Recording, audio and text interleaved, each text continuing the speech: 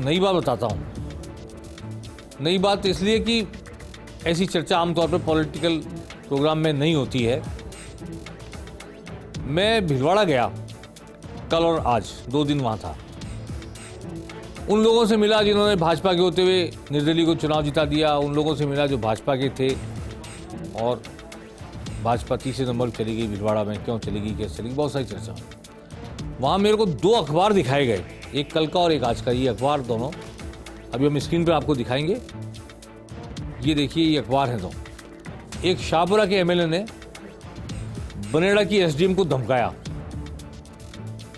और कहा कि जिसने सरकार से अनुमति नहीं ली है किसी काम की, भट्टियां हैं तो उनको ध्वस्त कर दो, कोई नोटिस देने की जरूरत नहीं है। और आपको पता नहीं आप किससे बात कर रही हो, आपकी नौकरी खतरे में पड़ जाएगी, नौकरी चली जाएगी, आपको तकलीफ हो जाएगी। 24 तारीख को मैडम हैं ये छिपा, नेहा छिपा शायद नाम है इनका, उसी दिन के नौकरी के 2 साल पूरे हुए थे। राजस्थान की प्रशासनिक सेवा परिषद ने इसका कॉग्निजेंस लिया है और कहा है कि हम किस तरह मुख्यमंत्री को पत्र लिखा है और कहा है ज्ञापन देके हम कैसे फील्ड में काम करेंगे हमारे अफसर अगर इस तरह एमएलए जाकर धमकाने लग जाएंगे तो। एमएलए लाला राम बैलवा शाहपुरा के एमएलए हैं, बनेड़ा में उन्होंने कहा है और बनेड़ा के एसडीएम को उन्होंने कहा है कि ये नहीं चलेगा। मैं शायद अगर आपके पढ़ को सुना सकता हूं तो सुनाने की कोशिश करता हूं। इनका वीडियो भी हम दिखा सकते हैं आपको, किस तरह वो धमका रहे हैं। आइए देखिए, अगर हम दिखा सके तो वीडियो दिखाते हैं उनका। ऑडियो भी होता है तो आप दे रखा है 91 की नोटिस दी। मैंने आपसे पूछा, आपने उनको लाइसेंस दे रखा है? नहीं।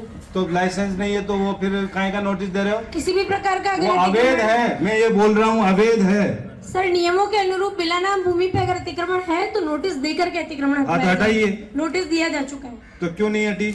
7 दिन का समय दिया जाता है, तहसीलदार के कार्यालय में पैरवी होती है उनकी, वो उपस्थित होकर जवाब देंगे, उसके बाद अतिक्रमण। आपसे जब उन्होंने लगाई थी, जब अनुमति ली थी क्या?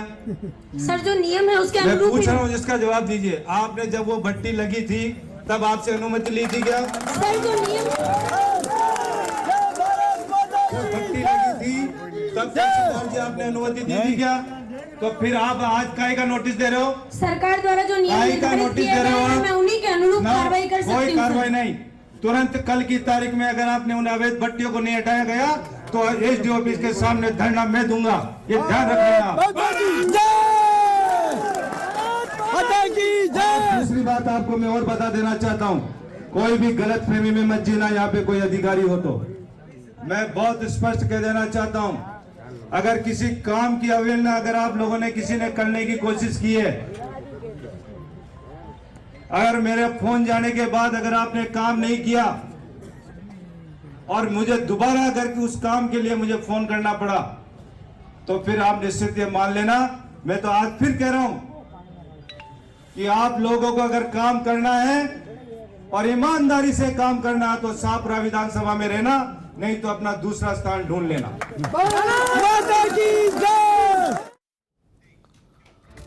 तो ये भारत भाग्य विधाता हो गए हैं एमएलए बन के, और दूसरा स्थान कोई राजस्थान के बाहर होगा, ये ढूंढ के चले जाएंगे। वो भी तो कहीं राजस्थान में ही जाएंगे नौकरी करने। और बहुत सारी बातें अभी इसमें नहीं दिखा पाए हम, जिसमें उन्होंने कहा कि नौकरी खतरे में पड़ जाएगी और मेरे से बहस कर रही हो, आपको पता है किससे बात कर रही हो, ऐसी तमाम बातें उन्होंने कही। अब एक दूसरे विधायक की बात करते हैं, ये भी भिलवाड़ा जिले के उदयलाल भड़ाना। इनकी देखिए आप, ये कहते हैं कि लोग कहते हैं भड़ाना उदयलाल गुंडा है, लेकिन अब इन गुंडों का एनकाउंटर करेंगे हमने एक डिपार्टमेंट बना दिया है। इन्होंने इतनी बड़ी बात कह दी कि सरकार ने दिनेश एमएन की नियुक्ति ही इसलिए की है कि सब गुंडों को जेल में डालो और उसके बाद नहीं माने तो उनका एनकाउंटर कर दो, गोली मार दो उनको। इसके लिए डिपार्टमेंट बना दिया हमने। ये कह रहे हैं वो, ये अखबार में जो छपा है, मैं नहीं जानता, उन्होंने कहा होगा तभी अखबार में छपा होगा। और उन्होंने कह दिया कि दिनेश एमएन को नियुक्त कर दिया हमने, 5 कानून बना दिए हैं। उसमें एक कानून ये भी है कि अगर गुंडा नहीं माने तो उसको बंद करो और गोली से उड़ा दो, एनकाउंटर कर दो। अब मैं ये कहना चाहता हूं, ये विधायक अशोक गहलोत के ज़माने में तो सुनते थे कि अशोक गहलोत ने कह दिया था कि विधायक अपने इलाके का चीफ मिनिस्टर है।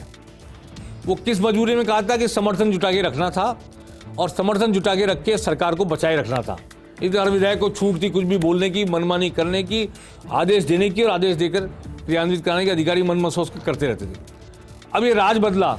राजस्थान के कई कोनों से शिकायत आ रही है कि एमएलए साहब जो नए चुने गए वो तो तुरंत ही कहते हैं भैया बोरिया बिस्तर बांध लो अपना, अब नहीं चलेगा, सरकार बदल गई है, अब बहुत कर लिया आपने राज, मजा कर लिया, अब मजा नहीं होगा। मैं ये कहना चाहता हूँ कि ये जो एडमिनिस्ट्रेशन है, जो ब्यूरोक्रेसी है, अगर ये निकम्मी थी अशोक गहलोत के समय तो आज भी निकम्मी रहेगी। क्या फिर प्रदेश कोई चला रहा था कि नहीं चला रहा था? इसलिए सिर्फ तालियां बजवा लेना, जय जयकार करा लेना, भारत माता की जय करवा लेना कि हम भारत भाग्य विधाता हो गए हैं, आप इससे तौबा कीजिए। एमएलए साहिबान, जो ब्यूरोक्रेसी है वो भी भारत के नागरिक हैं, वो भी चुनकर आए हैं, परीक्षा देकर अपनी काबिलियत साबित करके आए हैं। आपने वोट लेकर काबिलियत साबित की, उन्होंने परीक्षा देकर काबिलियत साबित की है।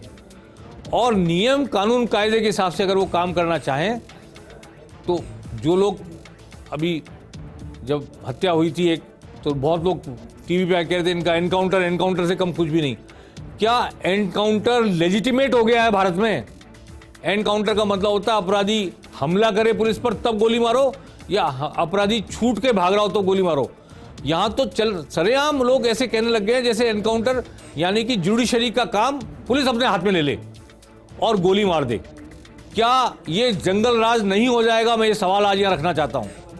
जो लोग योगी आदित्यनाथ के एनकाउंटर के समर्थक हैं और उसके ऊपर तार्किकता के आधार पर कोई बहस नहीं करना चाहते, उनसे मैं कहना चाहता हूँ कि भारत में जुडिशियल सिस्टम है। जुडिशियल सिस्टम ढीला हो सकता है, देरी हो सकती है उसमें, लेकिन न्याय की व्यवस्था में अविश्वास प्रकट नहीं कर सकते हम। इसलिए कि न्याय व्यवस्था के पास जो अधिकार है सजा देने का, वो पुलिस को नहीं दिया जा सकता। उसके दुरुपयोग की उतनी ही आशंका है जितनी आशंका किसी भी अधिकारी की मनमानी करने की है। तो मैं जो नए विधायक चुनकर आए उनसे कहना चाहता हूं कि सिर्फ ताली बजाने के लिए, जनता को संतुष्ट करने के लिए, अपना रौब गालिब करने के लिए, ब्यूरोक्रेसी को अपनी मातहत बताने के लिए सार्वजनिक रूप से अपमानित भी ना करें, प्रताड़ना भी ना दें, बल्कि काम बताएं कि ये काम कीजिए और ये काम नहीं किया आपने तो मैं इसकी शिकायत करूंगा, मैं धरना दूंगा। वाजिब बात है, लोकतंत्र में आप जनता की प्रतिनिधि हैं, चुनकर आए हैं, उनकी भावना का प्रतिनिधित्व करते हैं। लेकिन दूसरी जगह देख लो, नौकरी खतरे में पड़ जाएगी, काम करना मुश्किल हो जाएगा, पता नहीं आप किससे बात कर रही हो, आदि आदि शब्दों का उपयोग करना जनप्रतिनिधियों को और नए नए जो चुनकर आए हैं, अभी 4 दिन हुए हैं उनको, उन्हें शोभा नहीं देता। उन्हें काम को देखना चाहिए, परखना चाहिए, सिस्टम को समझना चाहिए और फिर उसके बाद सवाल खड़े करने चाहिए। यही मैं कहना चाहता हूँ पेनल्टी कॉर्नर में। आज बस इतना ही। नमस्कार।